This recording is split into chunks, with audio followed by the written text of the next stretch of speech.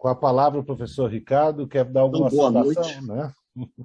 Boa noite, agradeço o convite. Estou aí para fazer a reflexão, análise de conjuntura. Hoje, dia 1º de dezembro. Comecei a falar o cachorro latindo. 1º de dezembro de 2021. Como é que está a situação? Não é? Quando a gente verifica as pesquisas de opinião, nós temos um posicionamento claramente indicado, que é o posicionamento dos atores dentro desse momento. Só um momento.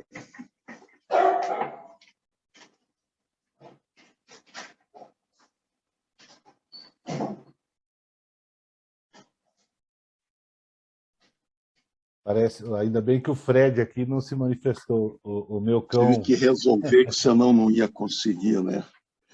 Então, a gente verifica, não é, nas pesquisas de opinião, que há uma consistente indicação e posição do candidato ex-presidente Lula, que ainda não assumiu a candidatura, como ele mesmo falou essa semana, ele irá definir entre março e abril. Ele também já revelou que ele tem aí mais de 2 dezenas de possíveis candidatos a vice, e também quase 10 indicações aí de possíveis ministros da economia. Então, ele está, de acordo com as pesquisas de opinião, alcançando, não é, uma aproximação de uma vitória no primeiro turno, mas ele ainda tem alguns elementos nas curvas pelas quais ele está, não é, chegando ao patamar de 45 pontos. Agora saiu uma última pesquisa, essa semana, da Atlas, estava também comentando, não é, no início, ele está com 42,8 e que vem mostrando um crescimento regular desde, não é, o início do ano. Então, Lula, como o nome que melhor representa a política anti-Bolsonaro, o nome forte da oposição, ele também com o maior partido político, o Partido dos Trabalhadores, e depois, não é, do golpe de 2016, da prisão política, da sua libertação, e quando o próprio sistema judicial, o STF, considerou o ex-juiz Moro suspeito e uma pessoa cujas sentenças foram revogadas. Então, Lula vem obtendo todas as vitórias no sistema judicial. Agora, também a semana, o próprio Supremo, não é, reabilitou seus bens, estavam também injustamente, politicamente bloqueados, não é, aqui em Curitiba, e ele vem apresentando uma performance, um comportamento bastante firme, né, o Lula. Questão também da indicação do vice, ele está discutindo com vários setores, questão também de uma frente ampla, vem sendo bastante noticiado, uma aproximação até mesmo com setores, não é, dissidentes, podem sair do PSDB, o caso do ex-governador Alckmin, também é uma possibilidade de aliança, de discussão, ao lado de vários outros candidatos em potencial para vice, e uma aliança com outros partidos, como o PSB, PCdoB e vários outros movimentos aí que colocam Lula em primeiro lugar nas pesquisas de opinião, com um movimento ascendente, de subida. Ele também teve todos os sofrimentos na sua prisão política, não é, perdeu o irmão, antes também a esposa, um neto. Então ele tem um componente emocional, política também é emoção, política também é sentimento. E o Lula, ele é um dos melhores oradores, figura carismática da política brasileira ao longo de mais de 40 anos. Podemos observar que ele segue com o mesmo padrão desde o início dos anos 80. Não é? Lula é uma liderança de esquerda, no governo de centro-esquerda. Ele foi um dos maiores líderes sindicais brasileiros, tem uma capacidade de negociação, de articulação, de conversa, de agregação. Ele realmente é um dos maiores gênios políticos da sua geração, não é? Já foi presidente, reeleito, fator fundamental na eleição e reeleição da própria Dilma. Então, ele é o carro-chefe do Partido dos Trabalhadores e é reconhecido de maneira incontestável na sua liderança em relação a esse cenário. Ponto de vista do governo Bolsonaro, há uma crise social e econômica. A gente vê que a inflação, a carestia, passa dos 2 dígitos, de modo que os setores de baixa renda, a classe trabalhadora, são os mais atingidos.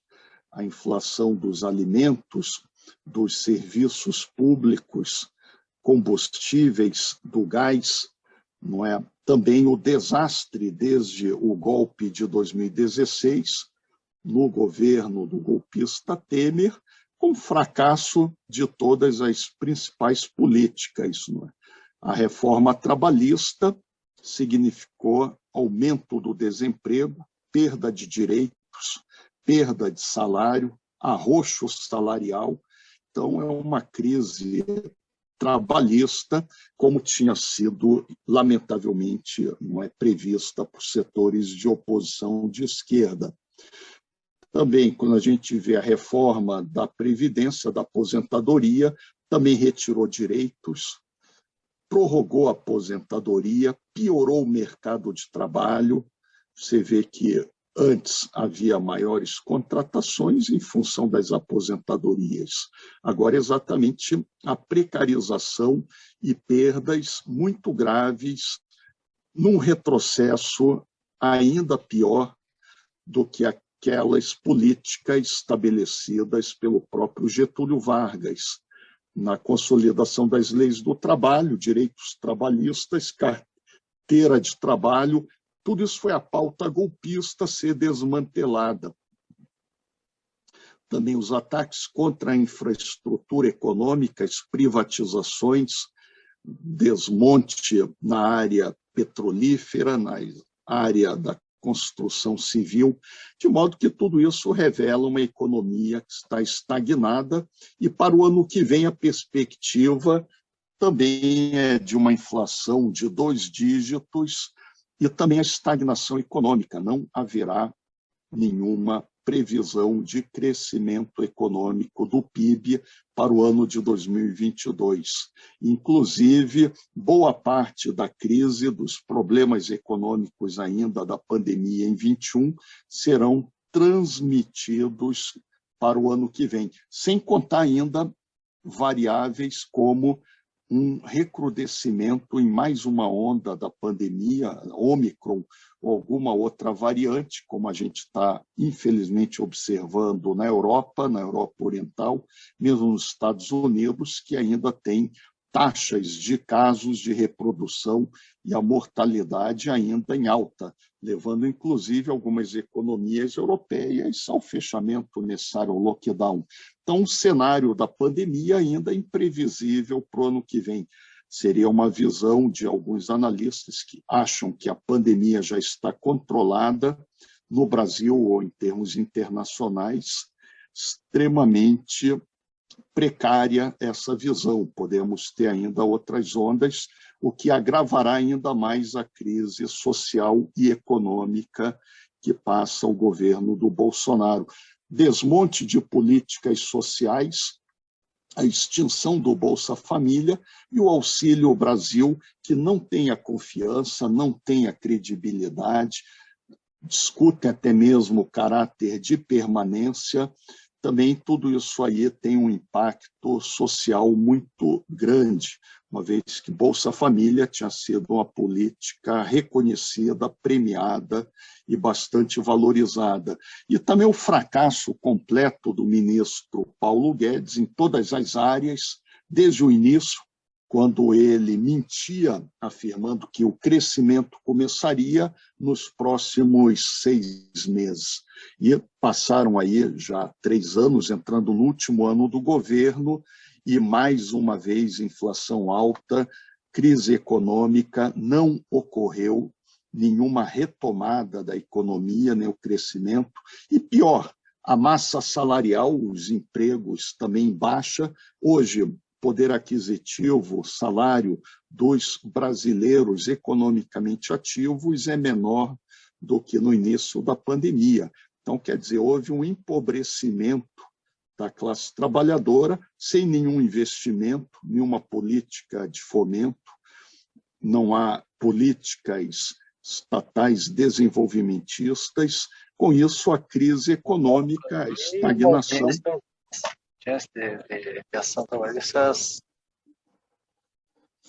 Exatamente, ela continua para o ano que vem, um ano eleitoral. Tudo isso aí mostra, então, nas pesquisas de opinião que estão sendo feitas, inclusive essa última, que o Bolsonaro vem perdendo constantemente popularidade, apoio, pela primeira vez já está baixando de 20% em termos de aprovação do seu governo, o que revela também uma fraqueza político-eleitoral bastante acentuada. Também ocorreu a entrada na campanha eleitoral do ex-ministro, o ex-juiz Sérgio Moro, que ele sempre foi um produto da grande mídia brasileira, de grandes grupos empresariais, continua sendo. Quem está acompanhando, monitorando a grande mídia brasileira no último mês, observou como ele é insuflado pela grande mídia na televisão, nos jornais, na internet. Então, o Moro ele é um candidato da grande mídia, de setores empresariais, burgueses internacionais, também sempre veiculado por esses grandes interesses, que também, mais uma vez, é uma característica que o define politicamente. A gente observa nas pesquisas que o Sérgio Moro já está com 2 dígitos, tirando principalmente votos do Bolsonaro e também de candidatos da terceira via, como o próprio Ciro Gomes e o João Dória. Então, há um fracionamento desse voto de direita, de extrema-direita, que acaba beneficiando também Lula, que continua crescendo. A gente verifica, não é, no Estado brasileiro que o golpe de 2016 ele foi possível com as 2 grandes corporações do atraso. Primeira, o sistema judicial, Poder Judiciário, Ministério Público. Houve apoio, não apenas na magistratura em Curitiba, com Moro, denominado juiz ladrão, juiz suspeito, mas também a cumplicidade do TRF4, setores no STJ e o STF que permitiu o golpe, permitiu que Eduardo Cunha conduzisse todas as formas de um processo fraudulento, logo depois ele também foi preso, e apenas depois é que esse processo, com a mudança política, o tamanho da calamidade do desastre, também as denúncias dos movimentos sociais, da sociedade civil, do Vaza Jato, revelação dos diálogos dos integrantes da Lava Jato, é que Lula foi solto desta prisão injusta, política e ilegal, ou seja, extremamente grave. Mas o sistema judicial teve um papel no golpe e no governo Temer e na eleição do Bolsonaro, foi um papel decisivo. Ao lado da outra corporação do atraso, são as Forças Armadas no Brasil. O Exército, Marinha Aeronáutica, desde o golpe contra Dilma, o papel do comandante, o general Vilas Boas, o papel do general Etchegoyen. Aí, dentro do nosso campo de pesquisas, recomendo o livro Os Militares e a Crise Brasileira, professor João Roberto Martins, até o Pablo já leu, tem esse material. Eu colaborei com um capítulo sobre a nossa temática das famílias militares, da hereditariedade. Todos os oficiais generais no Ministério Bolsonaro, eles são de famílias militares ou da área de segurança. Então, é exatamente um grave problema no Estado brasileiro, na política brasileira, a politização deste partido militar. Os militares, desde a República, sempre estiveram na política e voltaram com um peso extremamente grave, complicado no próprio governo Bolsonaro. Ou seja, nós temos uma participação de muitos militares, muitos ainda na ativa, que precisam da autorização do comandante, generais dos quais o mais lamentável foi o próprio general Pazuello na saúde, o desastre da pandemia, de modo que, infelizmente, o Brasil teve o pior desempenho mundial em 2021, dos 600 mil mortos, e a gente vê a falta no início das vacinas, que o povo brasileiro ele é um povo muito esclarecido, ciente. Assim que teve acesso à vacina, o Brasil se tornou, das grandes sociedades, uma das com mais elevada taxa de vacinados. Primeira, segunda dose, agora a dose de reforço, de modo que o Brasil já tem mais vacinados que os Estados Unidos, que vários países europeus, nos quais, mais uma vez, esta pandemia, mais uma onda de inverno da Covid, vem causando grande devastação. Mas a gente verificou como Pazuello não entendia nada de logística. E como Pazuello, vários rachas na corporação militar. A gente viu a saída de alguns generais, que inclusive também já se incorporam à tentativa da candidatura com Moro, como o general Santos Cruz e vários outros desafetos do Bolsonaro. Então, os militares, tem mais de 6 mil militares em cargos comissionados em vários níveis do governo, em várias estatais, eles representam também uma corporação ao lado do Poder Judiciário, que garantiu o golpe e o governo Bolsonaro. Então, quando alguém fala que o Bolsonaro é alguém antissistema, isso deve ser visto com cautela, porque ele sempre foi alguém de dentro do sistema. Bolsonaro sempre foi uma liderança do que seria informalmente o sindicato militar, sindicato das Forças Armadas. Então, ele é um produto do Exército. Ele é, infelizmente, um desastre social, econômico, político, em termos de direitos humanos, também um péssimo caso. E a gente verifica que o Bolsonaro só se projetou desde o início, em 86, como um produto da grande mídia, tal como o Moro. Bolsonaro, ele entra na política, quando ele ainda era oficial do Exército, com matérias de capa, não é de folha inteira, na revista Veja. Isso aí mostra como a grande mídia investiu na produção do Bolsonaro. E depois, 30 anos no Poder Legislativo, formando o que nós conceituamos como a estrutura central da política brasileira, que é o nepotismo, famílias políticas. Todas as instituições brasileiras são dominadas por famílias políticas. E o Bolsonaro monta a mais poderosa família política, uma rede de nepotismo na presidência da República, com seus filhos, um filho no Senado, outro na Câmara dos Deputados, o filho ainda vereador, o Flávio Eduardo Carlos, com as esposas, ex-esposas, com assessores identificados com a cultura policial e miliciana do Rio de Janeiro, com famílias dos assessores, das ex-esposas.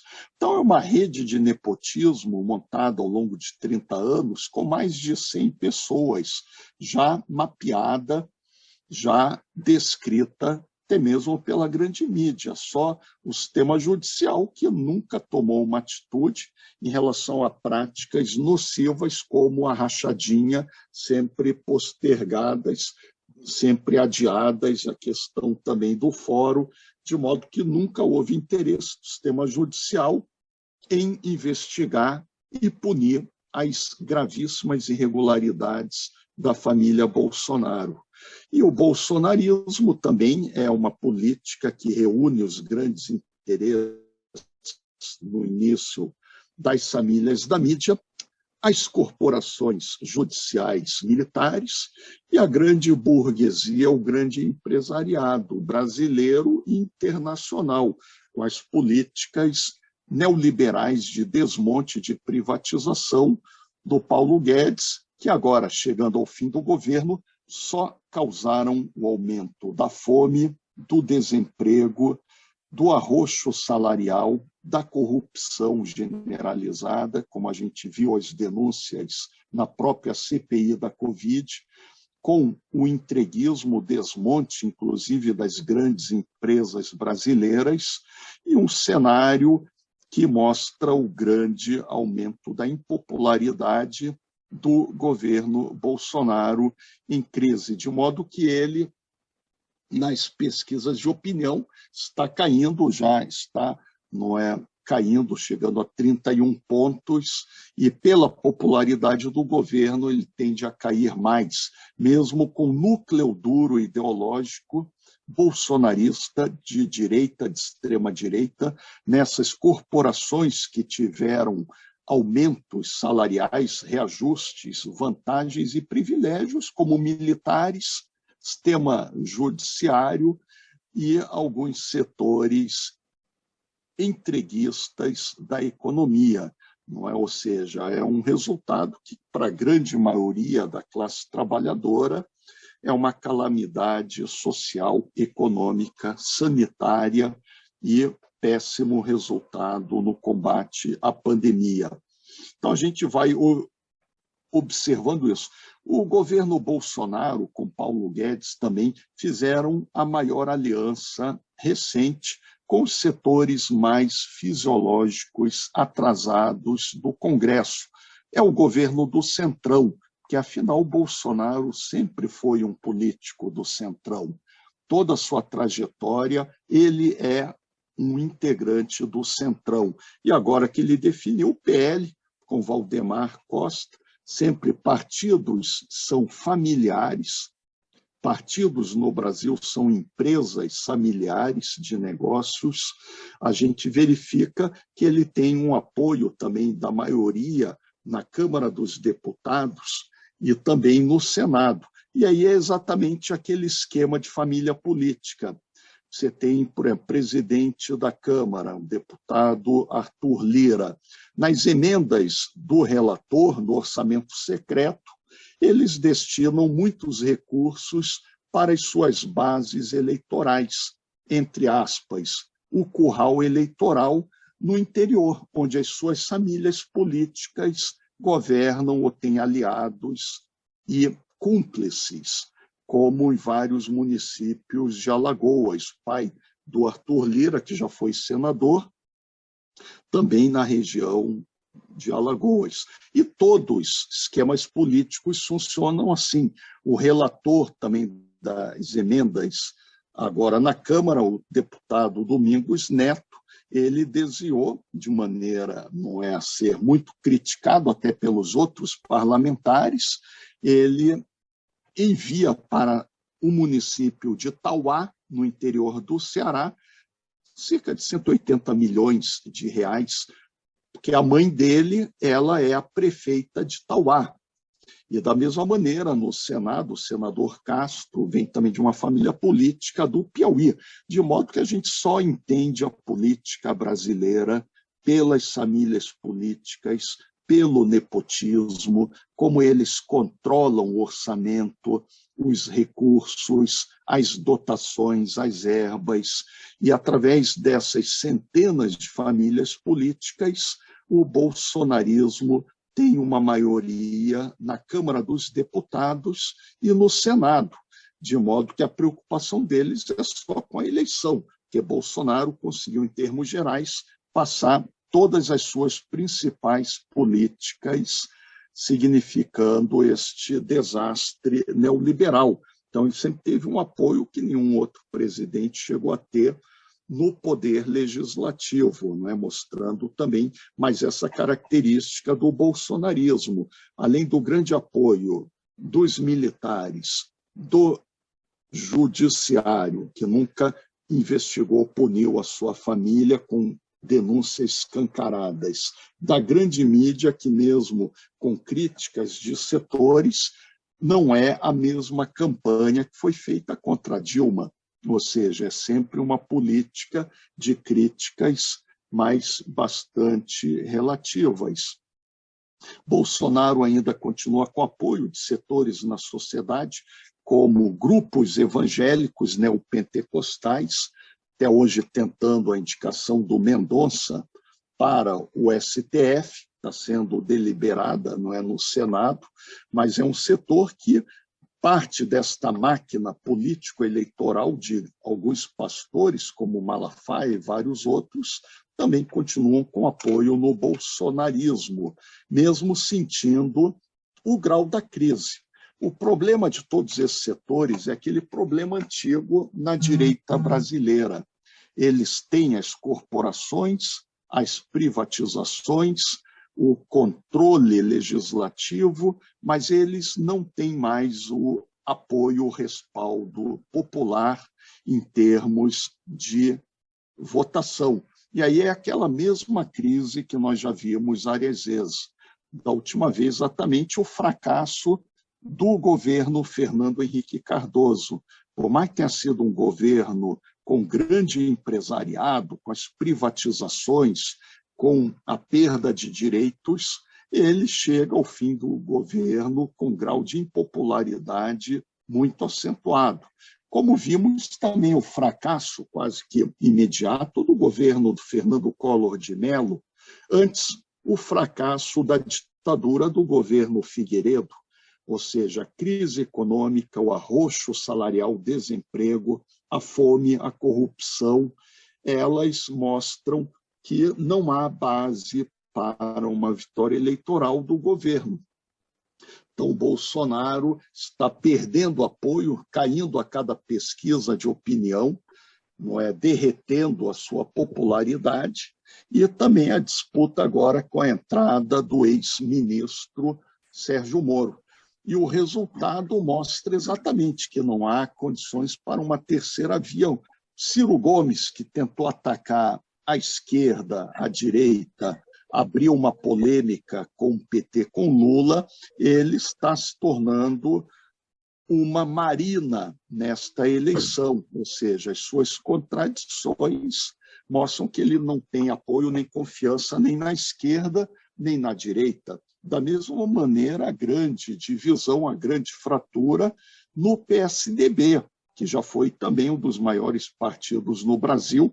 Quem acompanhou as prévias com Dória, com Leite, o governador do Rio Grande do Sul, João Dória, governador de São Paulo, e o Virgílio, lá do Amazonas, viu o grau de desmantelamento do PSDB, com problemas nas prévias, ou seja, também não tem condições, não é, de se colocarem nesta eleição como uma candidatura viável, além da saída de vários candidatos, não é? Também vários nomes do PSDB. Então, quem está jogando com as cartas com protagonismo é o Lula, que ele está em primeiro lugar, todas as pesquisas de opinião, com possibilidade de vitória no primeiro turno, e pelas pesquisas de opinião, com vitórias não é, bastante consistentes no segundo turno.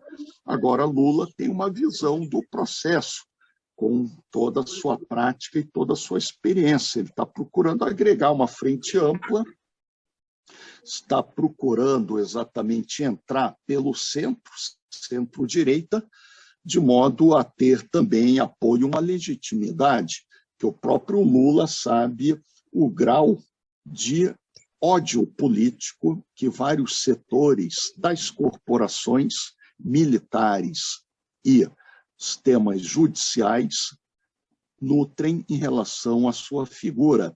Então, são setores muito perigosos no Brasil, que são os ramos centrais da violência do Estado, né? Grupos nas forças armadas, nas forças de segurança, também na magistratura, que não aceitam a ideia de, mais uma vez, Lula ser o candidato favorito na frente das opiniões. E, ao lado disso, também é o tradicional ódio, a desconfiança, o antagonismo da mídia, da grande mídia, em relação a Lula. É o mesmo de anos atrás. Então, Lula sabe que tem setores de direita, de extrema-direita, muito perigosos em toda essa oposição e o antagonismo. Também Lula pode verificar, como todos nós observamos, que nesses últimos 5 anos, os movimentos sociais, sindicais, tiveram uma importância muito grande, mas não há também nenhuma escalada de protestos nas ruas. Não aconteceu no Brasil, por exemplo, o que aconteceu no Chile, em que a população, setores da classe trabalhadora, movimentos sociais, sindicais, tiveram força política para grandes atos de rua, de protestos, reivindicando.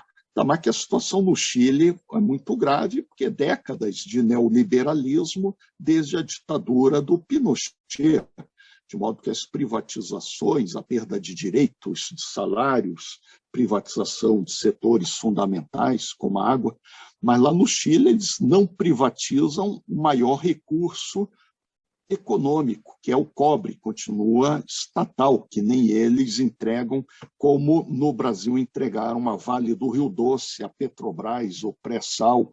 Então, a burguesia brasileira, a classe dominante brasileira, ela ainda é mais entreguista.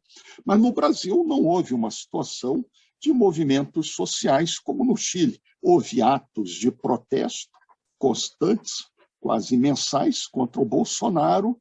Atos foram importantes, respeitáveis, mas não há nenhuma grande movimentação de rua, de modo que o Lula e a esquerda no Brasil têm que saber que não há uma base eleitoral para candidaturas de extrema esquerda, não irão decolar. Ou seja, nem nas eleições municipais, aquela esquerda fora do PT também tem condições. Nem Ciro Gomes, nem o PSOL, nem o PSTU do Fora Todos, quando eles se abraçaram com a burguesia no golpe contra Dilma, eles têm a mínima viabilidade eleitoral, consistência para entrar com uma candidatura com maior peso no ano que vem. Sem contar também que tem dificuldades para elegerem bancadas. Dada a bancada do nepotismo, a gente vê como a esquerda, movimentos sociais, sindicatos, intelectuais, tem muita dificuldade, que quem elege é quem tem dinheiro, abuso do poder econômico, rede de nepotismo, domina cargos, verbas no orçamento, como a gente verifica neste ano, as famílias políticas. E, além do mais, também a gente vê que a experiência da própria esquerda não petista não foi frutífera.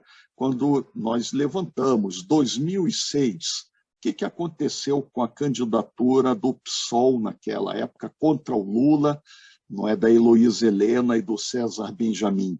A Heloísa Helena foi para a direita, ela já ia, quando abraçava, né, assim, contra as votações contra o Lula e a Dilma, ela foi para a rede, ou seja, da Marina Silva, um partido centro-direita, e aquele César Benjamin, que foi o candidato a vice dela pelo PSOL em 2006, grande crítico do Lula, do PT, ele se tornou secretário do Crivella, não é? Ou seja, que é a política de direita da Igreja Universal. Então, não houve acúmulo nenhum para o PSOL.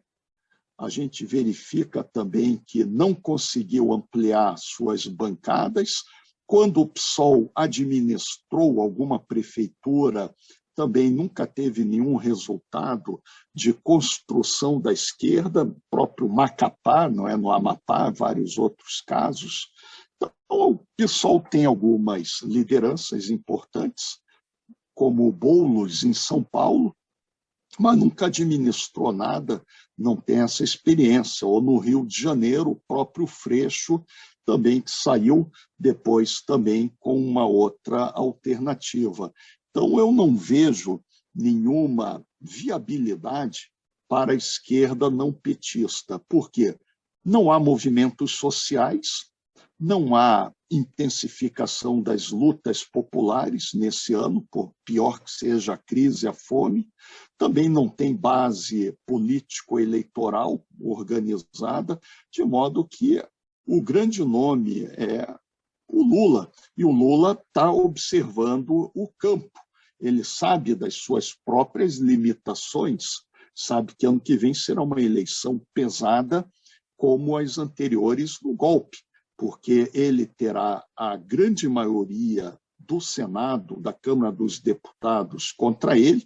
Por mais que a esquerda possa eleger mais nomes, tem que aumentar sua bancada, sua participação, mas é um campo muito difícil e complexo, com vários nomes que às vezes até são eleitos pelo PT, aí chega numa votação, também vão para a direita. Ele tem dificuldades na maioria dos militares, que são de extrema-direita, tem problemas graves na formação educacional, intelectual e cultural. Vide esses militares que ocuparam o ministério, tipo, né, que ainda estão lá, um general Heleno, o Braga Ramos, o Braga Neto. Quer dizer, são militares que têm uma capacidade cognitiva dominada pela direita, muitos também até mesmo são pró-Estados Unidos, não é? Como o sistema judicial, a magistratura, a figura do juiz ladrão Moro, e eles estarão prontos, aptos a perseguirem, atrapalharem todas as políticas de um governo como o do PT, novamente. Então, a gente vê que há todo esse campo de dificuldades muito grandes no STF, no STJ, na magistratura, que ela é de direita. Durante o Bolsonaro, o bolsonarismo, eles protegem, protelam, adiam, mas num governo de esquerda, rapidamente farão como fizeram contra o Lula. Eu estava lendo agora aquele drama que infelizmente, a Boate Kiss, morreram centenas de jovens, ainda está no TRF4. E para julgar o Lula, furaram todas as cilas, aquela prática de lawfare. Quando a gente vê os tribunais de contas no Brasil, recomendo a tese do doutor Fernando Marcelino Pereira, não é, do nosso grupo, a gente vê que os tribunais de contas, Tribunal de Contas da União, são totalmente dominados por famílias políticas, por interesses políticos. De lá que partiu o golpe contra Dilma. Inventaram um crime que nunca existiu de pedalada fiscal, nem antes, nem depois. Fernando Henrique Cardoso fazia, o Temer fez, não acontecia nada. Então foi só para perseguir a Dilma e colocar o golpe liderado pela bandidagem como Eduardo Cunha, que boa parte dessas famílias políticas estarão no Congresso ano que vem, novamente reeleitas, não é, em 2023. Então o Lula tem que exatamente saber como que ele amplia, como que ele consegue um caminho para a vitória possível, dado o caráter conservador, arcaico, reacionário da organização da classe dominante brasileira. É uma das piores do mundo. Afinal, temos a pior desigualdade social nós que infelizmente fomos a maior sociedade escravista do mundo, então a violência, a gente vê chacinas como agora no Rio de Janeiro, lá em São Gonçalo, a favela do Salgueiro, e a impunidade, não é? Então a gente vê a brutalidade da polícia, de setores das forças de segurança, a gente verifica exatamente os militares, a magistratura, o Ministério Público, a grande mídia familiar brasileira, o poder legislativo, o empresariado brasileiro, que a gente vê os bilionários, ou é o capital financeiro, quando não moram fora do Brasil, ou bilionários como Jorge Paulo Lemann, o 3G, também passam o maior tempo fora, é um empresariado arcaico que só vive da exploração do grande mercado consumidor brasileiro, 215 milhões de habitantes. Mas em termos assim, de serviços, de qualidade, é um empresariado também que, com a desindustrialização, não gera mais empregos industriais de qualidade. A gente vê que há uma crise no Brasil para alguém arrumar um emprego intermediário de classe média. Não há mercado de trabalho devido a esse caráter de precarização, não é, da classe trabalhadora, privatização, desmonte. Então, o empresariado, os bilionários brasileiros são conservadores, reacionários, golpistas. Com isso, a gente vê o trabalho para ir concluindo, né, que o Lula, como o primeiro candidato, único nome que pode vencer as eleições pela esquerda, como que ele vai ter que compor uma aliança, agregando, vendo setores também do centro, setores na esquerda, e também procurando ampliar para tentar ganhar as eleições. Aí o espaço está sendo discutido, estados estratégicos aqui do Sul ou São Paulo, não é, que também vai ter na eleição estadual. Então, é toda uma complexa engenharia política que Lula tem experiência, tem a visão como um todo, para que a classe dominante brasileira não dê algum outro golpe ou eleitoralmente faça exatamente o que fez em 2018. Então, realmente é um campo muito problemático, perigoso, e a gente vê que a classe dominante brasileira ela é muito forte, reacionária, classe histórica, tem as corporações militares, magistratura, Ministério Público, tribunais de contas, a grande mídia, e a classe trabalhadora, os movimentos sociais, tem também muito poder, força, mas a gente vê como nos últimos 5 anos não conseguiram reverter a situação, até vítimas de ameaças como MST, perseguições como os sindicatos, o desmonte, o roubo dos direitos trabalhistas, previdenciários, de saúde. Então, realmente é uma situação muito delicada, complexa, que deve ser pensada de modo que nós possamos, a esquerda, vencer as eleições,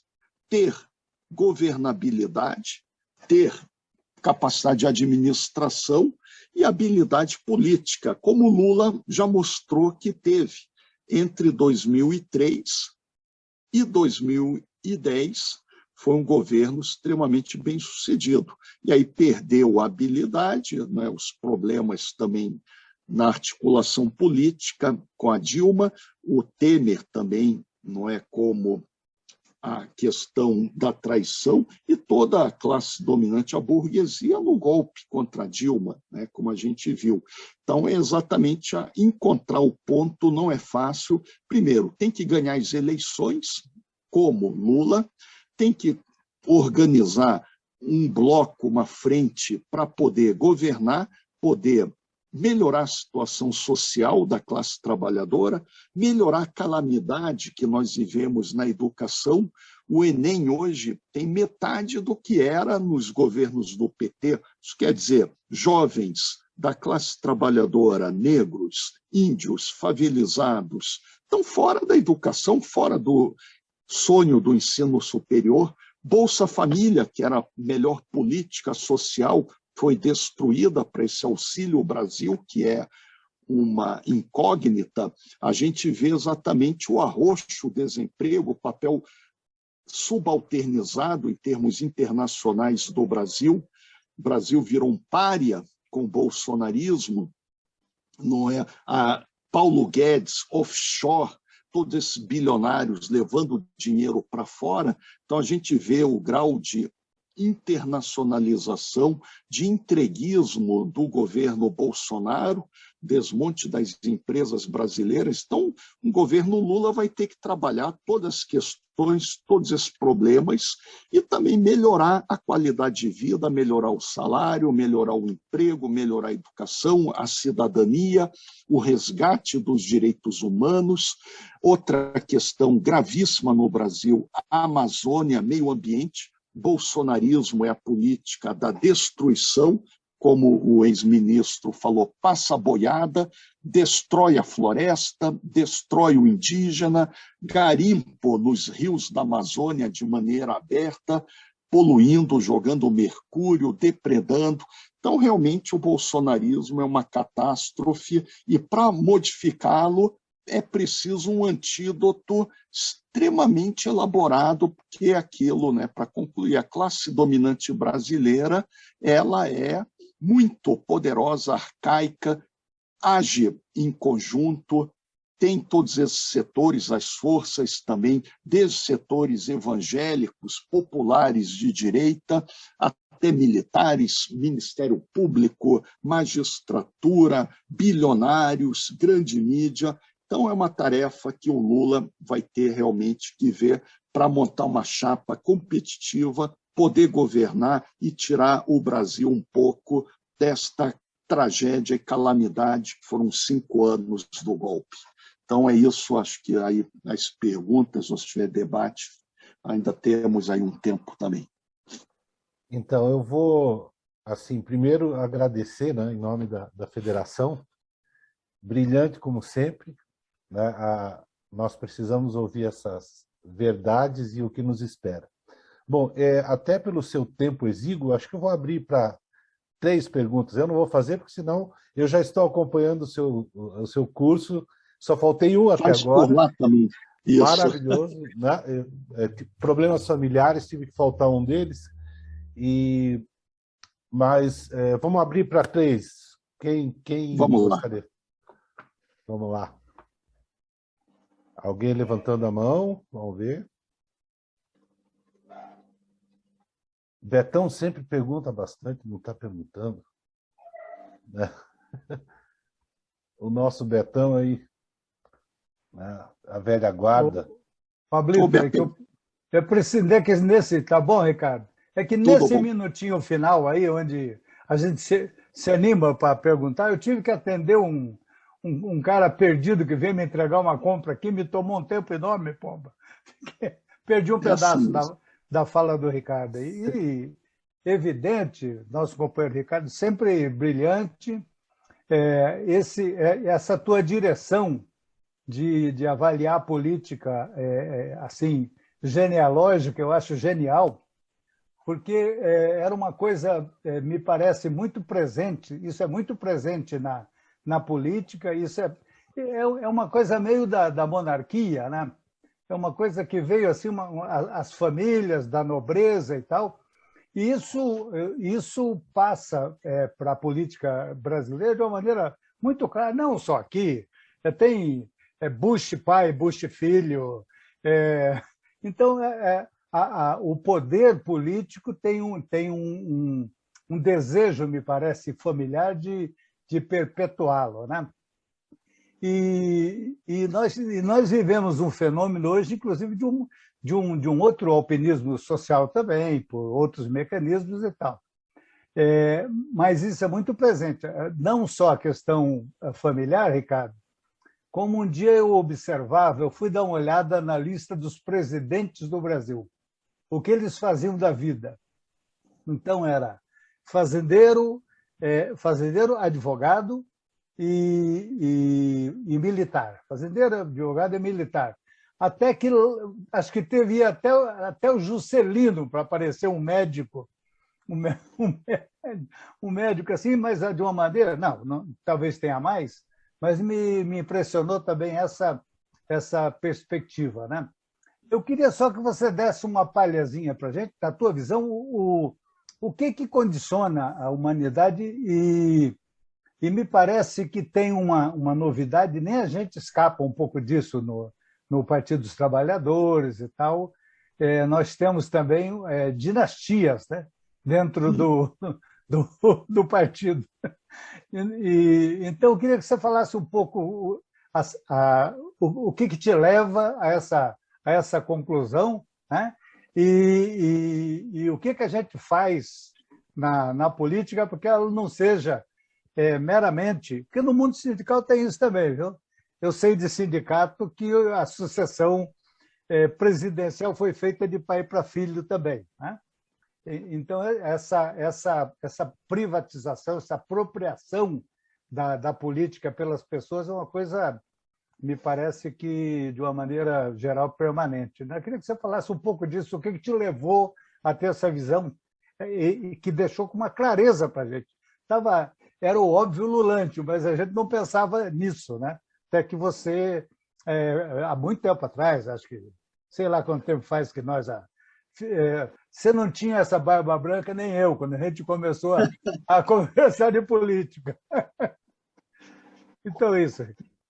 Muito bem, obrigado. Nós tínhamos daí o Elias, ele baixou a mão, e o Dionísio. Daí encerramos, até porque o professor vai precisar sair daqui a pouquinho. O Elias tinha levantado a mão e acho que caiu, né? Cadê o Elias? Tá ali. Tá aparecendo o João, Elias. Está aparecendo o João da Caixa, olhando daqui. Não, eu não sei o que acontece, Paulo. Eu, de vez em quando, eu não sei se é falta de tato para mexer com a tecnologia, né? Mas eu mexo, levanto a mão, daqui a pouco a mão está abaixada, mas tudo bem. Vamos lá rapidinho para ganhar tempo para liberar o professor. Bom, parabéns aí a FETEC por esse debate e também ao professor Ricardo, que confesso que os debates deles são tão elucidativos, tão claros, que fica pouco espaço quase para perguntas, né? Você absorve e você entende e compreende. Bom, de qualquer forma, eu gostaria que o professor Ricardo fizesse algum comentário sobre a questão da estratégia da campanha eleitoral do Lula, no caso do Lula, para 2022, visto o que permeia aí esse processo eleitoral que vem. Eu digo isso por conta do quê? Assim que o Dória ganhou as prévias dentro do PSDB, já continente em seguida, o Moro foi lá parabenizar o Dória pela vitória, né? Então cria aquela coisa assim, parece que fica aquele rescaldo do velho Moro sempre com o PSDB e parece-me que é tudo a mesma coisa e que em um dado momento parece que vão estar juntos. Isso é uma coisa. E dentro desse mesmo pacote de perguntas, de observação, tem a questão também de que, né, tem esse debate aí, não sei até que ponto isso está avançado, existe ou não existe, desta conversa onde o Lula estaria conversando com o Alckmin, no caso, né? E isso eu tenho visto que tem dado assim, uma efervescência muito grande dentro dos militantes do partido que não aceitam isso. Eu vejo assim que nesse momento a estratégia é ganhar a eleição e tirar o Bolsonaro, né? Como vai ser, o Lula é um estrategista, então queria ver como que você analisa essa questão toda, tanto dessa simpatia do Moro entre o Moro e o Dória, né? Do Moro com o Dória, e também dessa questão, dessa discussão de um possível discussão, bate-papo, uma conversa do Lula com o Alckmin. Como é que você vê isso no contexto do processo eleitoral? É isso. Muito bem. Uma coisa, chegou uma pergunta pelo chat, que não teve pergunta feminina, mas agora chegou uma da nossa Ana Busato. Eu acho que alguém tinha apontado do Ratinho também, do Ratinho, Pablo. Já anotei aqui a minha Ótimo. Então está aí, contemplada. Dionísio? Boa noite, professor. Boa noite. Agradecer pela oportunidade de estar aqui, lhe ouvindo. A forma como você está vendo aí a questão da conjuntura política, saudar o Pablo, nosso secretário de Informação, parabenizá-lo aí pela atividade, saudar aí o Zé Altair, secretário de Informação e dos sindicatos, saúde já toda a direção do sindicato.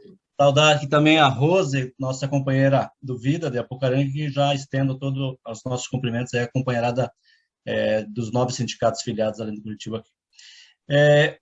Professor, talvez nem o Moro e nem o Bolsonaro sejam os candidatos dos sonhos da direita brasileira, né?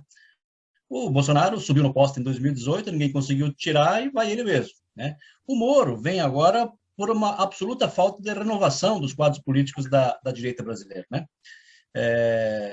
Chegando ao caos, ao fundo do poço, tendo que lançar o Aécio Neves em 2014 para disputar com a Dilma, né? E aí, como não tinha alternativa, a saída mesmo era o golpe. A saída era o golpe para a direita, não tinha mais o que fazer. Não vislumbrava mais uma vitória política contra a esquerda brasileira, né? O Moro representa um segmento, uma esperança da direita brasileira, na qual o Bolsonaro não tem a mesma relação de confiança, não tem a mesma relação de confiança com o Bolsonaro. Mas os dois disputam uma vaga para o segundo turno das eleições, sabendo que os dois têm problemas jurídicos e sofrem possibilidades de ter alguma complicação se não tiver mandato, e vendo a bolha de ensaio, que é o Moro para a direita, o Moro crescendo para cima do Bolsonaro, ou vice-versa, você acredita que os dois podem ser, de fato, candidato à presidência de forma conjunta, disputando com o Lula? Ou um vai acabar fugindo pelos fundos e vai permitir que apenas um deles, o outro, que seguir o segundo nome, venha disputar no sentido de criar força contra o Lula?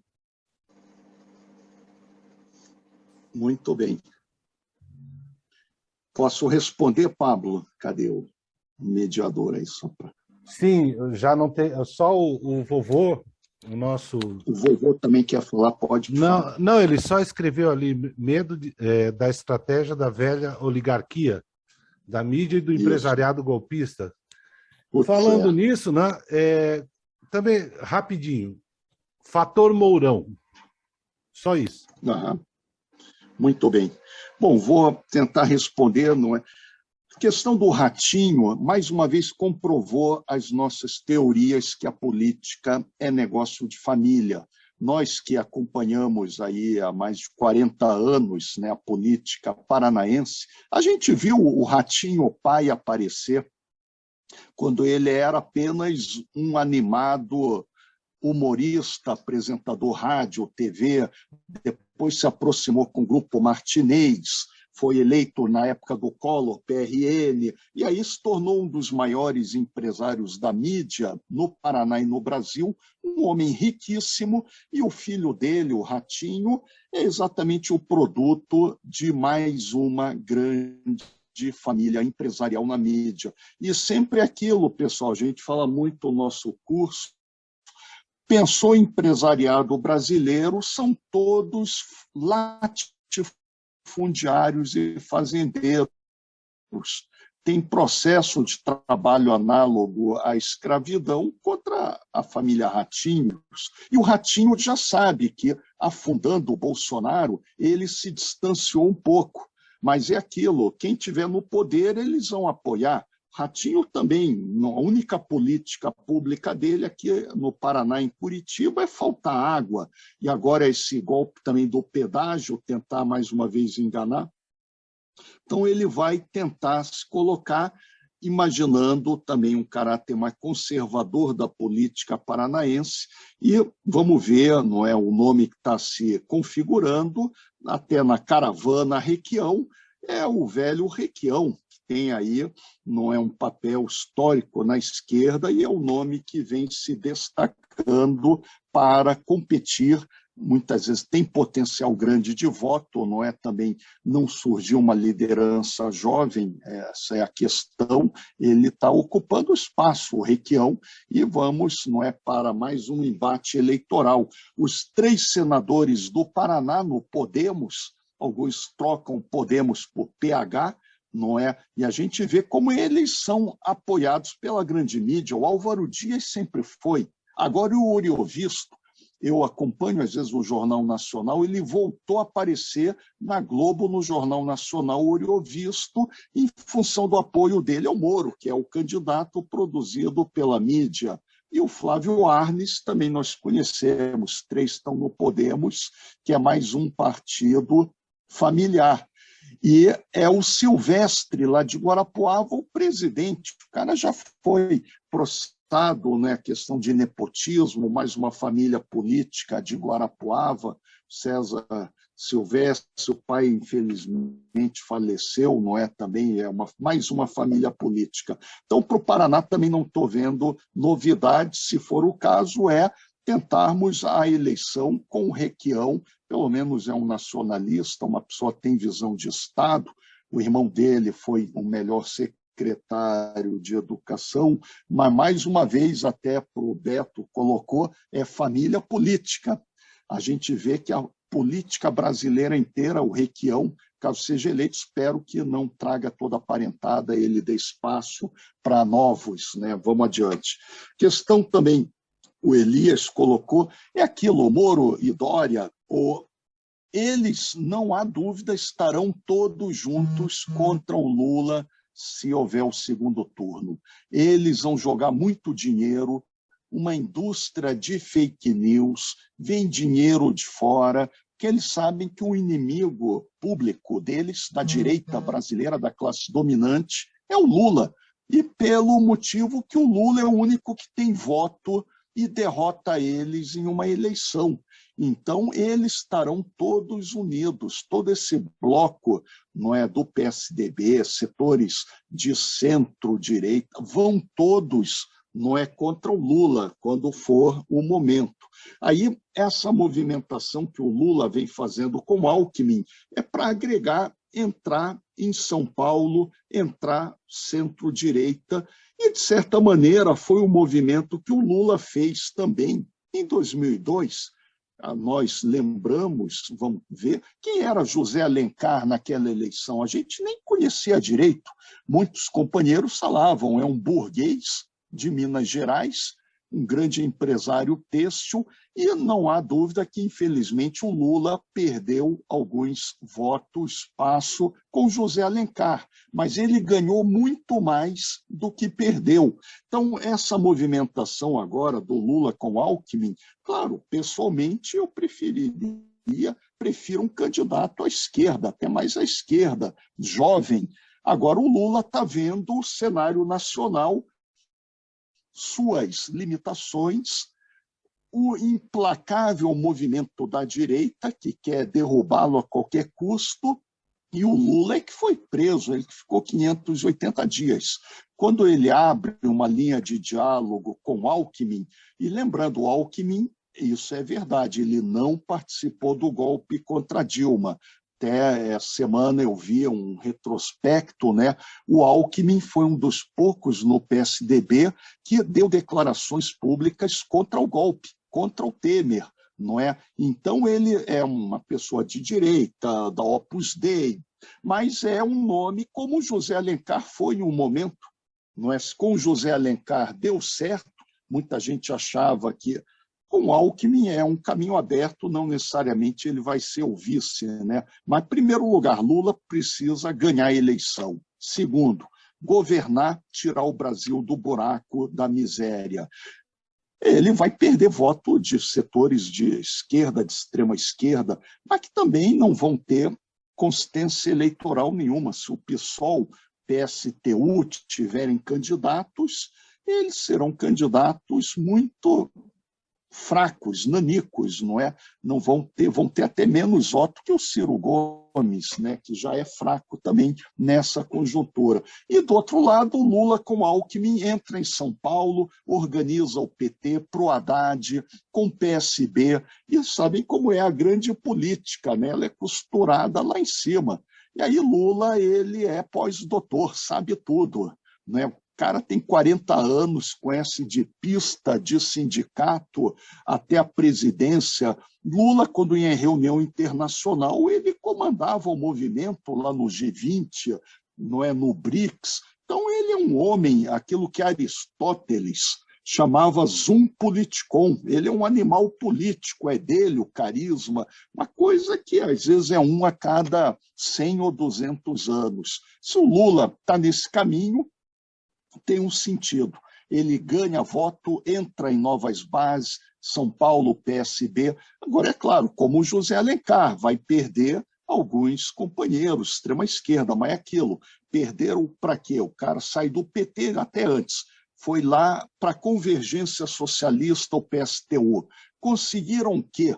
E quem mais sofre é o povo brasileiro quando entra à direita. Não é nem um militante sindicalista do PSTU, da Colutas, e que cá entre nós, não fizeram nada nesses 5 anos. Aqui nas universidades, quantos movimentos, greve, nada. Então, eles são bons de falar, na hora não dão no couro, não é? Como também, mas é o movimento que o Lula está fazendo. E aquilo, se for para ganhar a eleição, eu, para me livrar do Bolsonaro, do Moro, não é? Agora, risco há, como havia com o Zé Alencar. Muita gente falava, o Zé Alencar vai envenenar o Lula uma semana e vai governar. Não, foi até um empresário, um senhor digno, não foi? Acho que todos nós temos uma avaliação positiva do velho Alencar. Então, é aquilo, a gente tem que confiar nas nossas lideranças. O Lula há 40 anos, né? Nós, não é? Se ele está nisso, eu entendo. Não é o ideal do meu coração de esquerda, não é? Queria alguém, mas se o Lula ainda falta tempo decidir, ver porque é por esse caminho, vamos com Lula, tem que seguir, como aí falam muitos militares, mas vamos seguir o nosso general na ordem de batalha. Não pode um major, um coronel, eu vou para o outro lado na hora da batalha. Não, você vai por onde o general está conduzindo numa dificílima batalha contra o bolsonarismo, contra o fascismo, contra ameaças até de ditadura. É ou não é, minha gente? Nesse 7 de setembro, muita gente ficou com o coração na boca, achando que os bolsonaristas iam querer dar um golpe, entrar no STF, no Congresso, e aquilo que a gente sabe, tem muito militar fascista, muito juiz fascista, muito empresário fascista, e às vezes eles têm aqueles cartazinhos assim, deviam matar todo mundo como em 64. E aí eles estão pensando em quem? Nos professores, nos sindicalistas, nos colegas que estão aí na CUT, nas comissões. Então, quer dizer, tem que tomar cuidado com essa gente, que eles não são perigosos. Então, essa é a questão. Também das oligarquias dominantes, como a gente vê,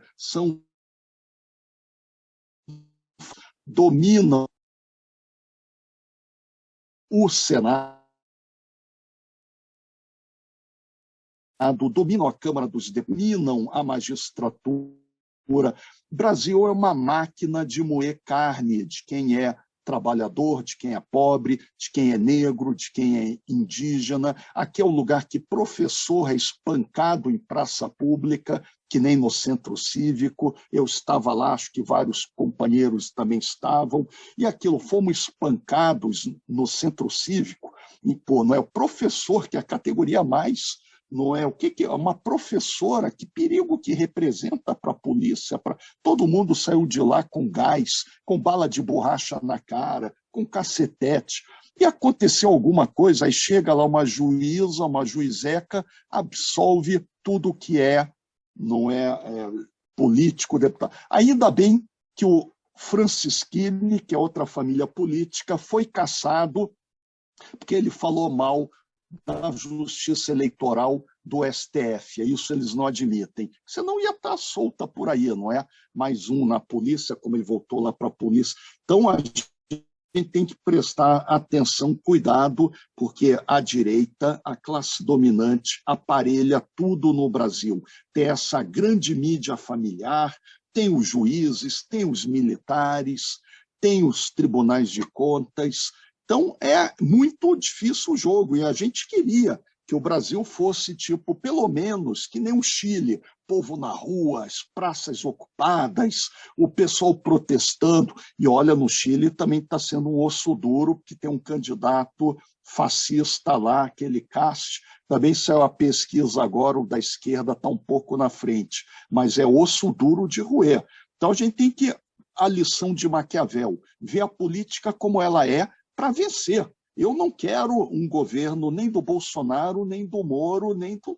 Então, o Lula é que mostra o caminho da vitória. E no Brasil, nesses últimos 50 anos, desde o golpe de 64, qual foi o único político de esquerda que venceu e fez um bom governo com todas as suas contradições? O Lula.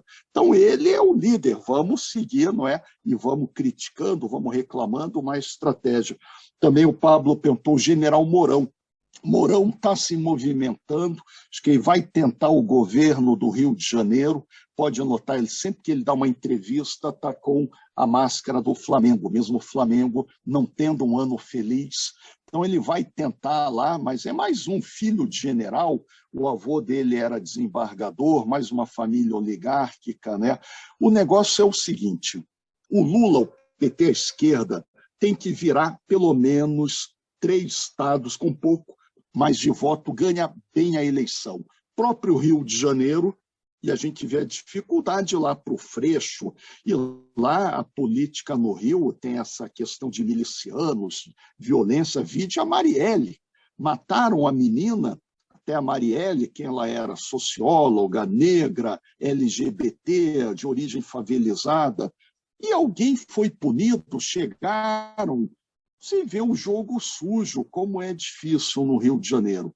Minas Gerais, aquele novo, tem uma reversão, e São Paulo, se o PT entra, ele já vai estar organizando, não só esse ano, a eleição de 22 para 23, mas vai estar organizando o 26.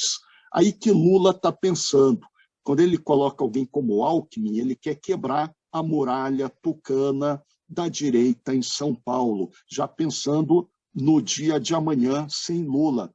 O que vai ser esquerda sem Lula? Que muito provavelmente é a última eleição com Lula. Nós todos, aí, vários aí são veteranos, eu lembro a primeira vez que eu vi uma palestra, um comício com Lula, foi nas diretas já.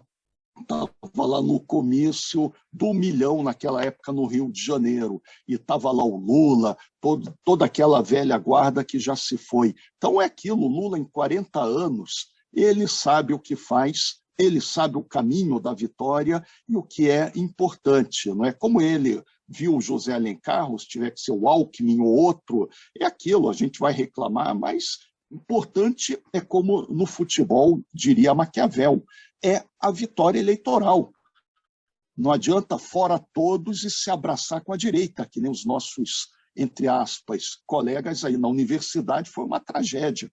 Os caras fizeram uma greve, olha, a única da minha vida profissional que eu fui contra, 2015, contra a Dilma. Ela já estava balançando, acuada, apanhando do Eduardo Cunha, do Aécio Neves. Os caras fizeram uma greve alucinada contra, não é, a Dilma. E aí deram um golpe, o Temer, o Bolsonaro. Pergunto, quantas greves nas universidades federais essa turma de vanguarda, de iluminados, eles fizeram? Nada. Então se abraçaram com a direita contra a Dilma e ficamos aí 5 anos no arroxo, na calamidade, que aquilo, eles acham quanto pior, melhor para eles? Não, quanto pior, pior para todo mundo.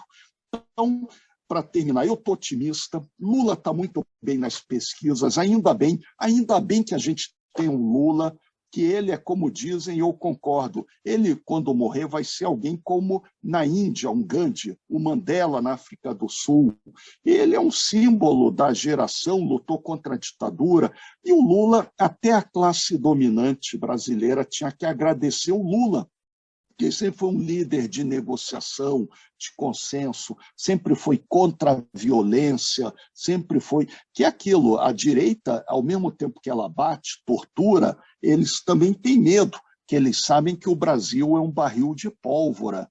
lembram, na ditadura, eles matavam, torturavam, mas chegou lá nas eleições, como em 74, deixaram a brecha para o MDB. E aí que começou a abertura em 74, quando o MDB deu uma surra na arena, até aqui no Paraná, os veteranos lembram, Leite Chaves, não é, contra a antiga arena, e aí que a turma da guerrilha, da luta armada, viu, ó, nós estamos morrendo, sendo torturado, e o MDB venceu a eleição, né, no tapetão que vão, não é, e aí eles também abandonaram a luta armada porque viram a melhor ir para a política, e aí a ditadura matou o Herzog, etc. Aí a ditadura é que foi sendo encurralada pela política. Então, é o que nós temos que estar otimistas. Ano que vem, Lula está crescendo, está na frente, não é? E tem tudo para mais uma vitória, como nos conduziu em 2002 a uma histórica vitória e governar com qualidade no que é possível. É isso, minha gente. Bom, até um queria se inscrever ainda, mas eu acho que o professor ia sair lá pelas 8. Se quiser a última saideira, então, é que nem Sérgio, roda de cerveja, vai a saideira, então, aí Sérgio, terminando. Sérgio, por favor, Sérgio, se está entre nós, baixa aí. Vai lá. Isso. Está ali o Sérgio. É a mesa espírita, está entre nós, né? Bom, é um prazer, né? Eu gostaria de perguntar o seguinte, professor. Dentro dessa conjuntura em que a Casa Branca conversa diretamente, cochicha na orelha, diretamente do eleitor, manipula as eleições em 24 horas, da noite para o dia. E nós temos visto isso nas últimas eleições. Inclusive, foi falado do Oriovisto. O Oriovisto só está no Senado porque foi uma articulação de 12 horas antes das eleições para desbancar o Requião. E que dá certo, assim como desbancaram a Dilma. Todos os resultados eleitorais, eles são revertidos em 24 horas antes das eleições.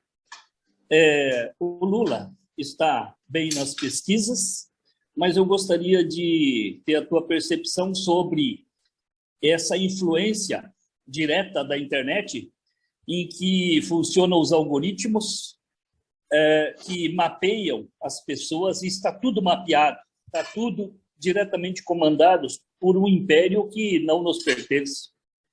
Essa reflexão que eu gostaria que o senhor colocasse. Realmente, a boa reflexão é um perigo, uma ameaça, não é?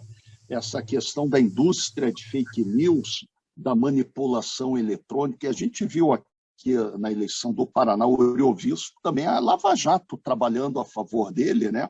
Agora, para também passar o otimismo, a gente vê que várias eleições na América Latina, a esquerda está avançando, né? Mesmo todos os problemas e contradições, a Venezuela continua no campo da esquerda, a Nicarágua continua.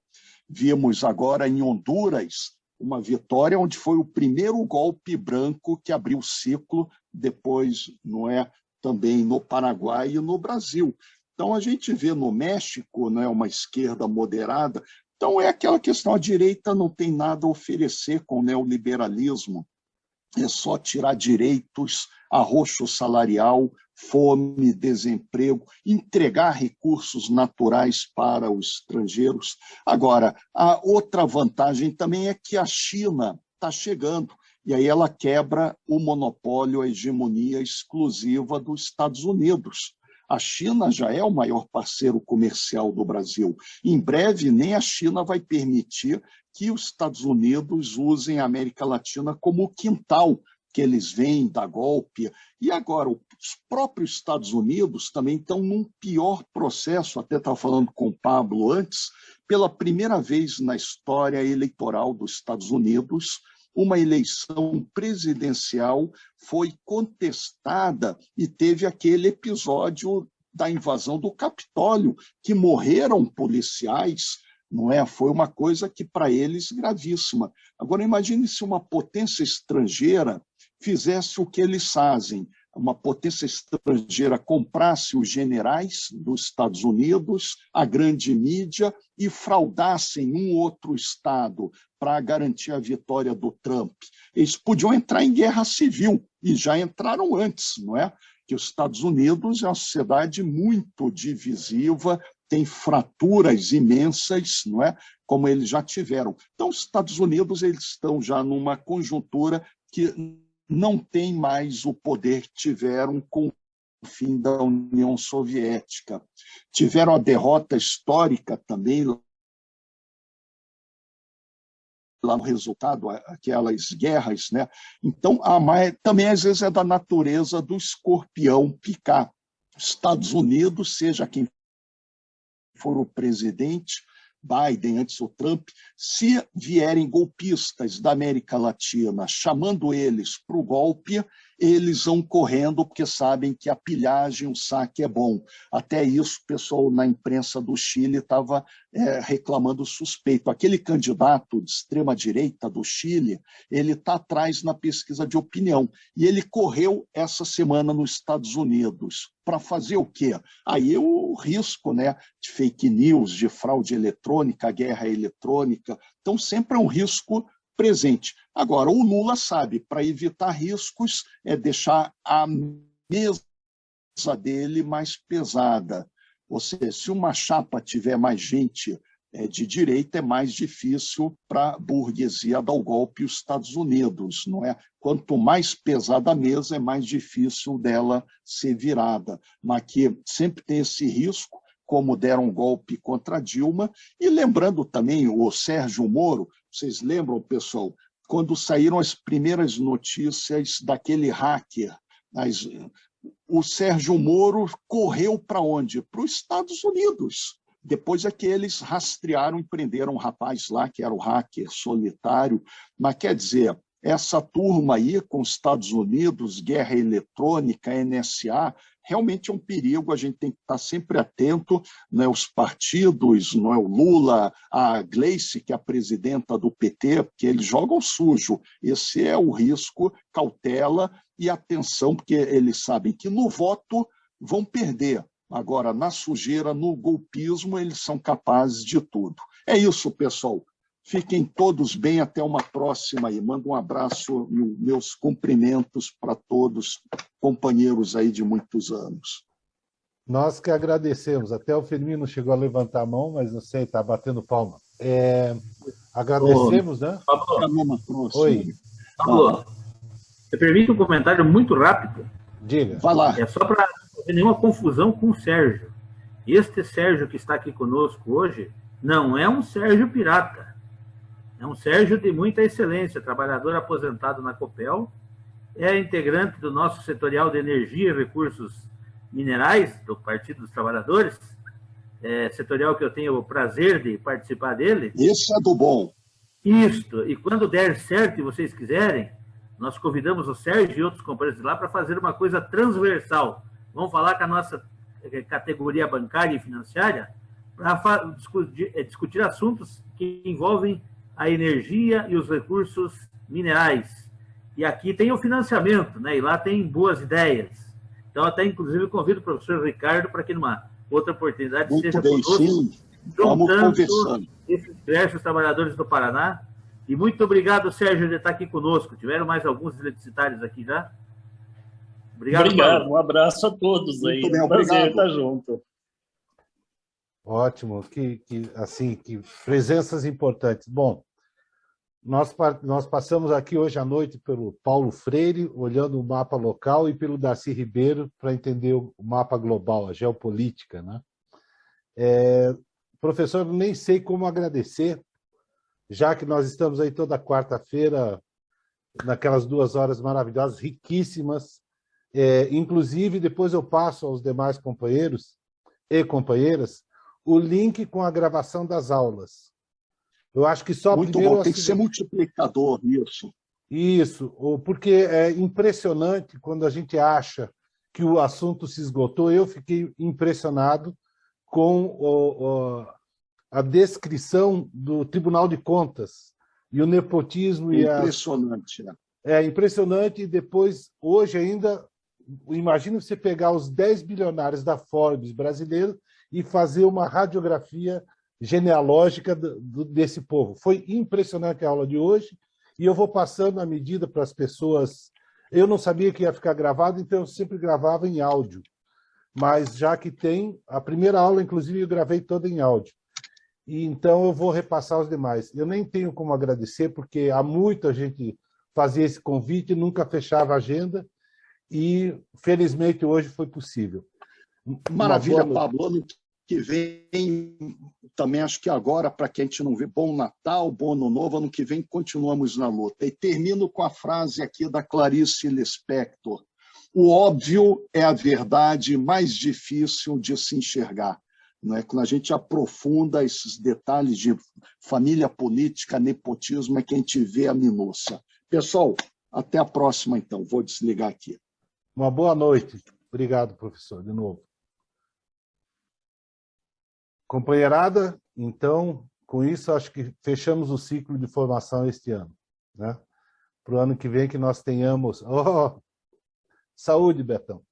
Que ano que vem nós tenhamos muitos encontros como esse, e vamos ficar ligados que a luta é dura e a luta é muita, né? E obrigado a todos e todas que vieram, ao pessoal do sindicato, aos demais militantes que estiveram aqui hoje à noite. Em nome da FETEC, em nome de todos os sindicatos do Paraná, dos bancários, uma boa noite, né? E foi um excelente evento. Eu gravei, depois eu vou editar um pouquinho, até porque acho que os 10 primeiros minutos, e vamos colocar à disposição. Tá ok? Obrigado, moçada. Uma boa noite. Boa noite, boa noite. Boa noite, moçada. Até mais. Todo mundo descansa. Tomar um cafezinho agora.